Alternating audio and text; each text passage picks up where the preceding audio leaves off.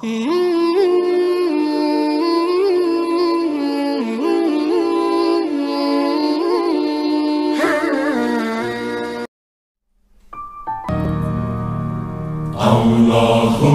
salli ala sayyidina Muhammad wa ashghilni zalimin bizalimin.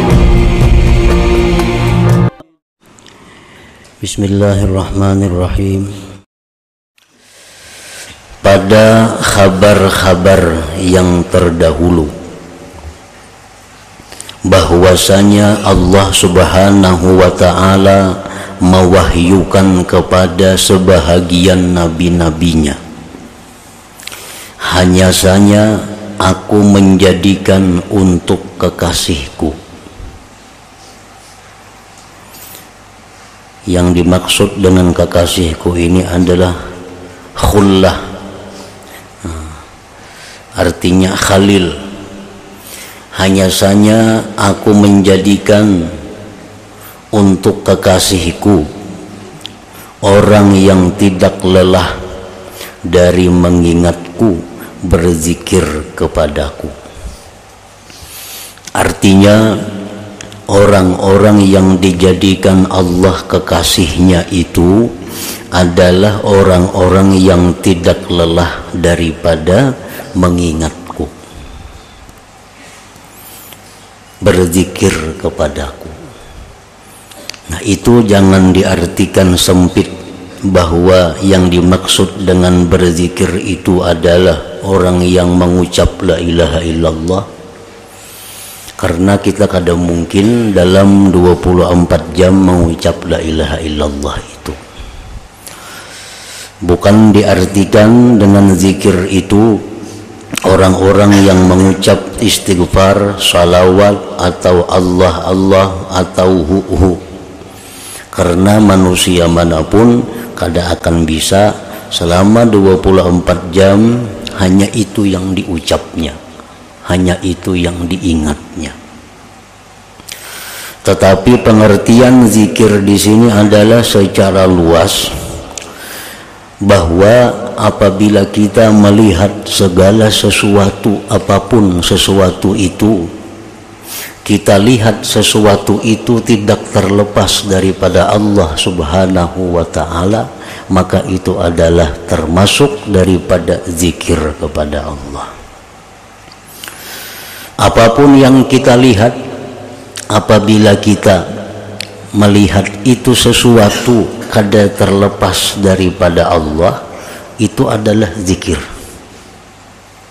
Dan ini bisa mungkin kita lakukan terus menerus, baik dalam keadaan berdiri, berjalan, berduduk, berbaring, bergaul, berdagang.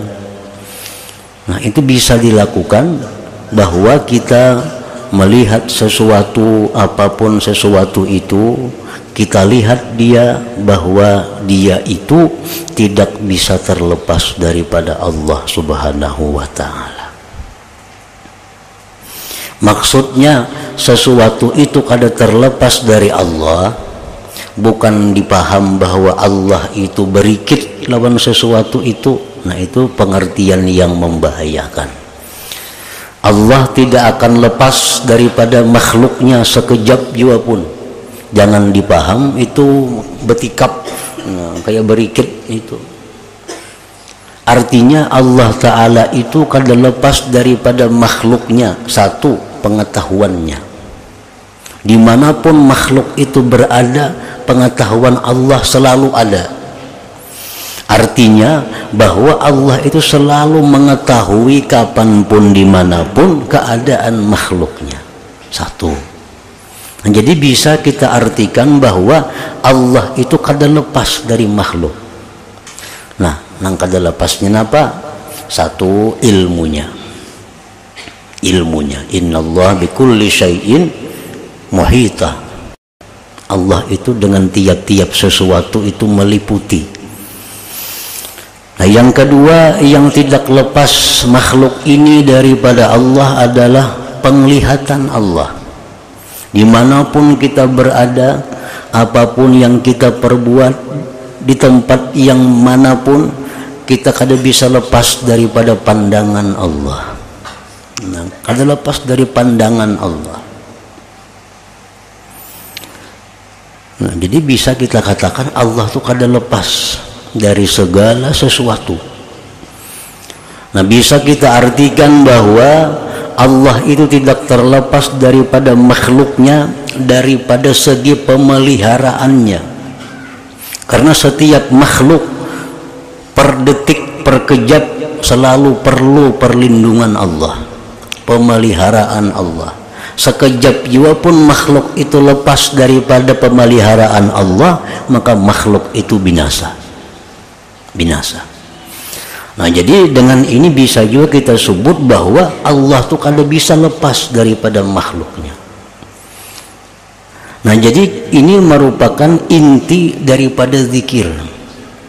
Kita berzikir la ilaha illallah, la ilaha illallah berapa kali sehari? Ada yang 1000 mungkin, ada yang 2000, siang malam 1000, ada yang siang 5 malam 5. Nah, itu sebenarnya adalah latihan untuk membiasakan hati agar selalu ingat kepada Allah. Itu fungsinya kita disuruh memperbanyak zikir lafzi. Kita disuruh memperbanyak zikir berapa ribu sehari supaya hati kita ini jadi dengan zikir itu. Bila mana hati kita itu sudah jadi dengan zikir sehingga kita melihat apapun, maka apapun itu kada akan terlepas lagi dari Allah Subhanahu wa ta'ala. Nah, orang-orang yang dijadikan Allah kekasihnya itu, satu, mereka itu kada lelah daripada mengingat Allah. Nah, kada lelah mengingat Allah, artinya kada lelah apa? Selalu ingat Allah. Melihat si fulan ini, nah, dia melihat bahwa fulan itu kada lepas dari Allah. Melihat barang ini kada lepas daripada Allah. Melihat apapun kada lepas daripada Allah. Ilmu Allah, penglihatan Allah, pengawasan Allah, pemeliharaan Allah. Nah, jadi itulah satu dahulu, orang yang dijadikan Allah kekasih itu orang yang selalu ingat kepada Allah. Kada mesti aktivitasnya sembahyang. Karena kekasih Allah itu banyak yang jadi petani, banyak kekasih Allah itu yang pedagang, ada kekasih Allah itu pejabat, ada kekasih Allah itu ulama, cendekiawan, ada kekasih Allah itu buruh, ada kekasih Allah itu perempuan-perempuan pembantu.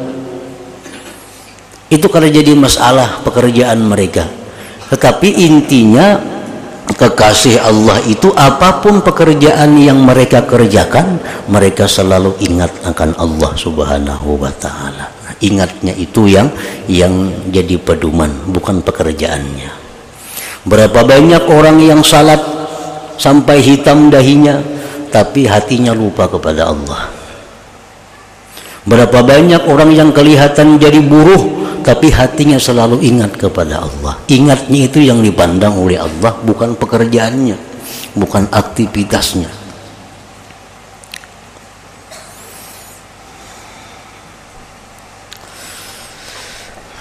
Satu itu, kekasih Allah itu tidak lelah dari mengingatku, ujar Tuhan, berzikir kepadaku.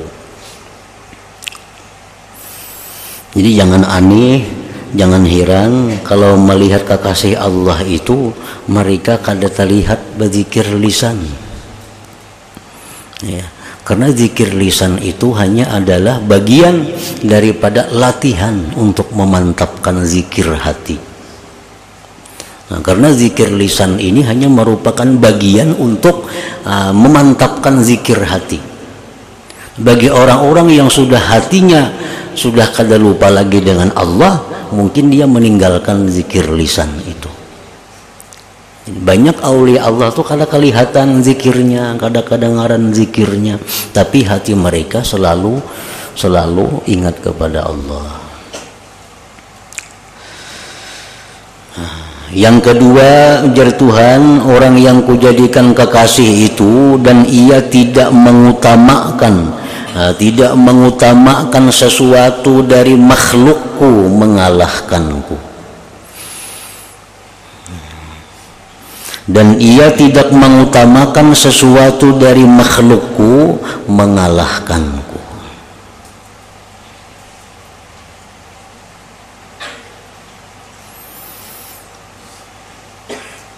Nah, di sini artinya bahwa kekasih Allah itu dia melihat bahwa makhluk itu ia makhluk, tetapi pandangan mereka makhluk itu kada berdaya apa-apa kalau tidak ada berdirinya Allah pada makhluk itu. Nah, itu maksudnya. Sesibuk apapun mereka mengurus makhluk, harta, benda, manusia, makhluk, sesibuk apapun urusan mereka dengan makhluk, kadang melalaikan zikir mereka kepada Allah.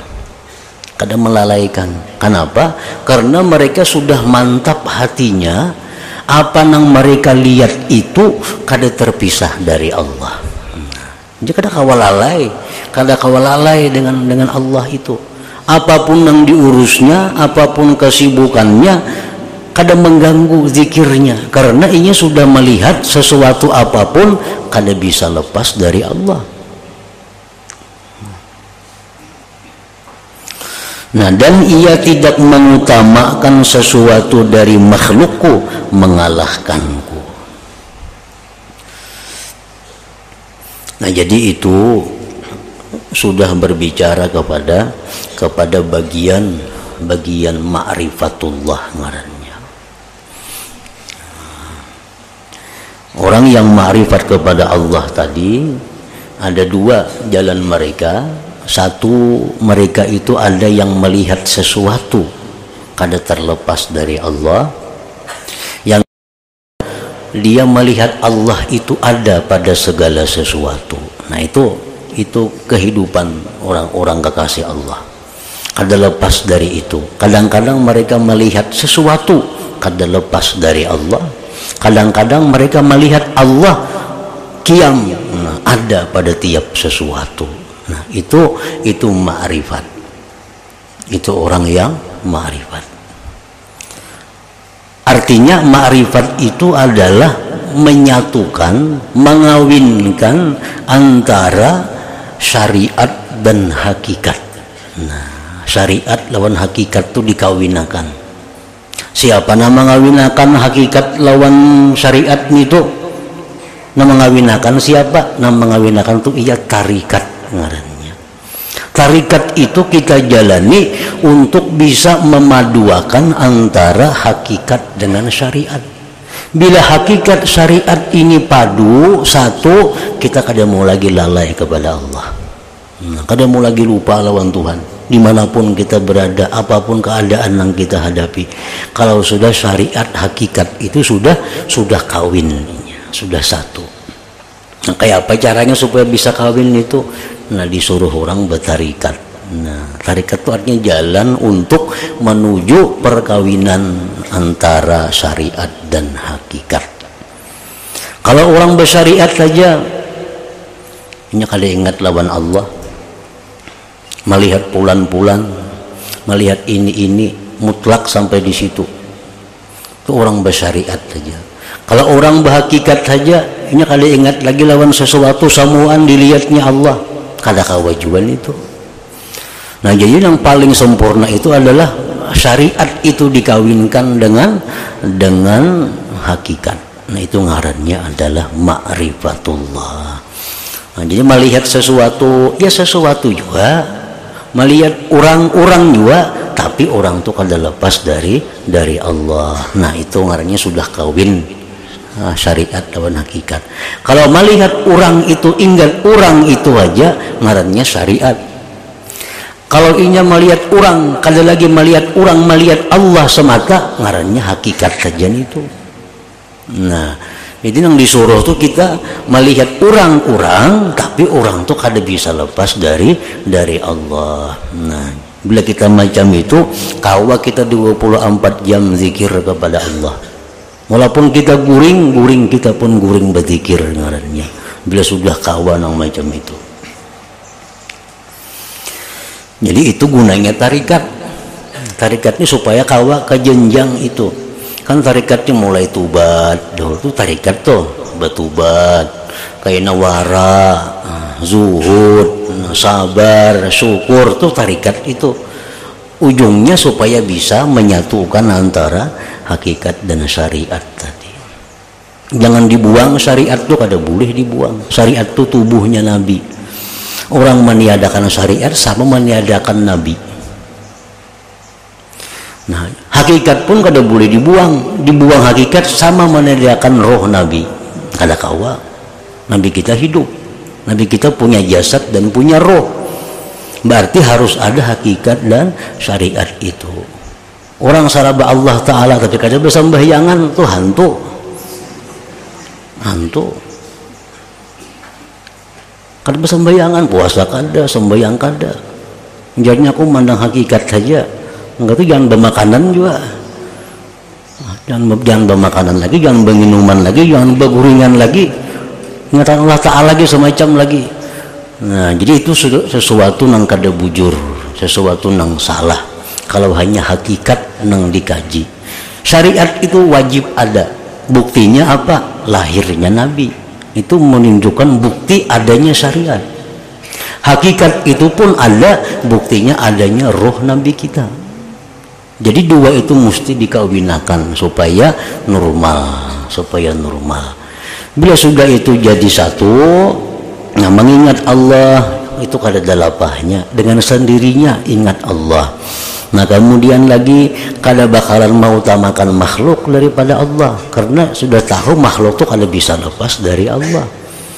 Nah, jadi amun kita bapaksaan mengingat Allah baharianan kada kawa, kada mampu kita, kada mampu. Jadi intinya orang yang jadi kekasih Allah itu orang yang ma'rifat dengan Allah. Orang yang ma'rifat dengan Allah. Ma'rifat dengan Allah macam apa? Ya yang kayak tadi, orang yang bisa menyatukan antara hakikat dan syariat. Nabi kita dalam perang Badar itu disuruh oleh Allah untuk meluntarkan pasir. Untuk meluntarkan pasir ke jihad orang kafir. Diambil Nabi pasir segenggam, dilimparakan Nabi segenggam ini kalimpanan sama orang kafir. Lalu ujar Tuhan, wahai Muhammad, wa ma ramaita idz ramaita walakinnallaha rama. Waktu ikam itu meluntar pasir itu, wahai Muhammad, itu sebenarnya bukan ikam yang meluntar itu, tetapi Allah yang meluntar itu. Nah sebenarnya itu artinya hakikatnya Allah yang meluntar itu. Tapi pada kenyataannya memang Nabi kita yang melimparkan pasir itu. Nah itu syariat ngarannya. Makanlah kamu, niscaya kamu kenyang. Tapi ingat, sebenarnya yang mengenyangkan itu adalah Allah Subhanahu wa Ta'ala. Tetap kita makan, dia bahkan kada makan. Makan tetap, cuma ingat akan yang mengenyangkan itu hakikatnya adalah Allah Subhanahu wa Ta'ala. Kalau itu jalan dalam diri kita, kita kada lelah mengingat Allah, kada lelah dan kada susah untuk selalu ingat lawan Allah. Karena melihat sesuatu, ingat, itu kada terlepas dari Allah. Apapun yang kita lihat itu kada bisa lepas dari Allah.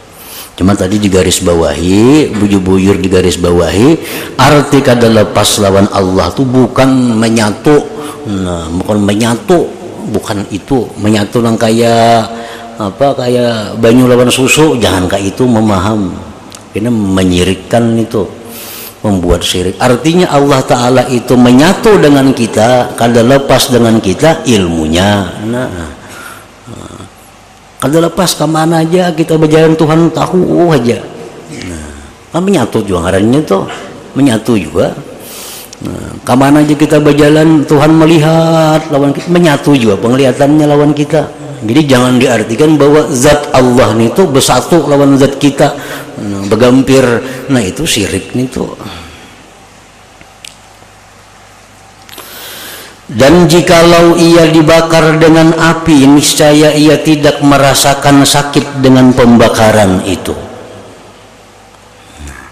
Dan jikalau ia dipotong dengan gergaji, niscaya ia tidak merasakan sakit dengan sentuhan besi itu. Kenapa sebabnya? Maka kada sakit dibakar lawan api itu. Kenapa sebabnya kada sakit maka digergaji ini tuh? Nah, karena mereka tetap melihat bahwa gergaji kah api kah itu kada bisa terlepas daripada Allah Subhanahu wa taala.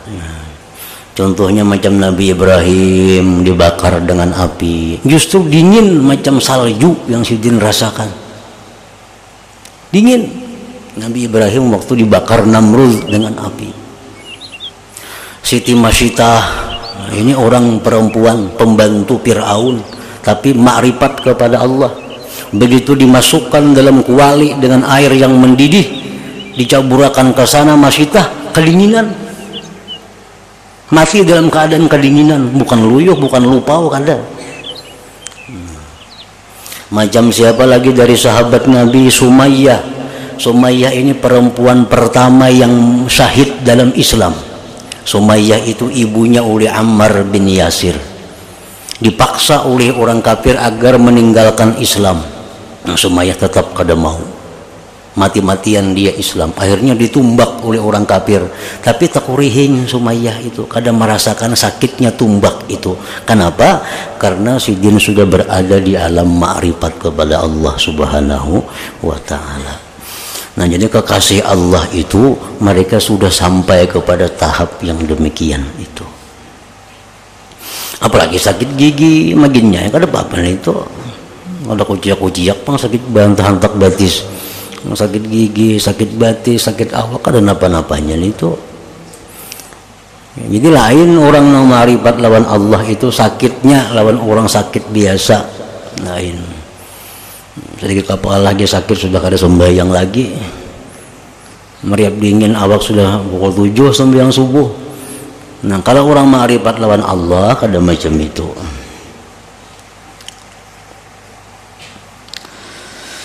Nah, maka barang siapa yang tidak sampai kepada dikalahkan oleh kecintaannya kepada batas ini, maka dari manakah ia tahu yang di belakang kecintaan ini dari karamah-karamah dan mukasyafah-mukasyafah.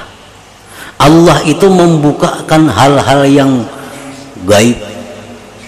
Allah memberikan karamah-karamah itu kepada orang-orang yang cinta kepada Allah dan dicintai oleh Allah. Nah, sedangkan cinta itu didapat sesudah melalui proses demikian. Kada lelah berzikir kepada Allah, selalu mengutamakan Allah daripada makhluknya. Nah, sesudah proses itu hanya didapat cinta kepada Allah. Dan di belakang cinta itulah letaknya karamat, letaknya mukasyafat, di situ andaknya. Semuanya itu adalah di belakang kecintaan.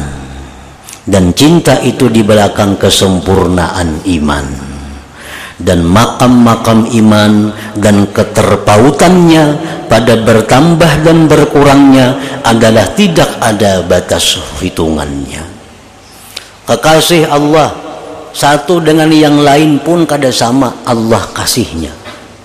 Sebagaimana berbeda derajat ma'rifatnya kepada Allah. Walaupun sama-sama masuk dalam golongan kekasih Allah. Ini orang 1000 semuaan kekasih Allah, tapi kasih Allah kada sama antara satu dengan lain. Tergantung bagaimana ma'rifatnya, cintanya kepada Allah Subhanahu wa taala.